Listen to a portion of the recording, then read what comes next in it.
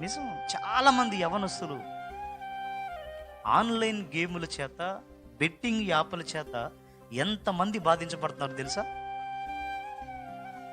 లక్షలకు లక్షలు పోగొట్టుకొని ఈరోజు అలా యువత సైతం అలాంటి బంధకాల్లో పట్టబడిన పరిస్థితులు ఉంది. అయితే నువ్వే ఒక దూతగా వాళ్ళతో కనుక వ్యవహరించగలిగితే అట్లాంటి బంధకాల నుండి వారిని చాలామందిని మనం విడిపించవచ్చు. సాతాను చేసే పని ఏంటిదో తెలుసా? అలాగా డబ్బు పోగొట్టుకొని వాళ్ళు ఇబ్బంది పడుతున్నటువంటి పరిస్థితులలో ఏదో ఒక భయాన్ని, తల్లిదండ్రుల భయాన్నో, లేదా ఇక అప్పు అయిపోయింది ఇంకా నువ్వు బయట పడలేవు అన్నటువంటి భయాన్నో, ఏదో ఒక భయాన్ని పుట్టించి వాళ్ళని చిన్నగా ఆత్మహత్యలకు ప్రేరేపిస్తాడు అతను.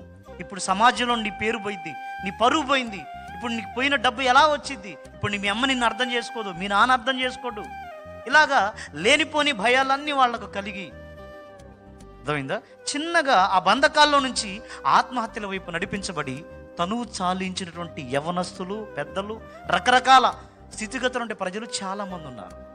అయితే నువ్వు నేను కూడా ఒక దేవుని దూతవైతే ప్రజల మధ్యలో, బంధకాలలో బంధించబడిన ప్రజల దగ్గర మనం కూడా దేవుని దూతలమైతే మన ద్వారా కూడా ఖచ్చితంగా ప్రజలు విడుదల పొందించడానికి నా దేవుడు శక్తి కలిగిన వాడై ఉన్నాడు.